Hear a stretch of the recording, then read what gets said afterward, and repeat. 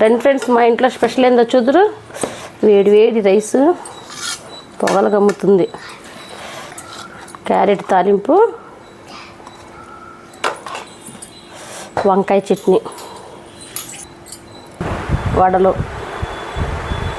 రండి friends, భోంచేద్దాము. Sunday మీ ఇంట్లో ఏం స్పెషల్ చేస్తే కామెంట్ చేయండి.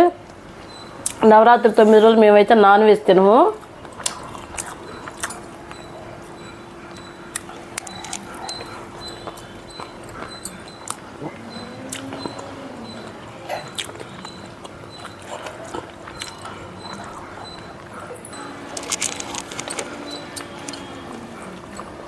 మినపవడలు.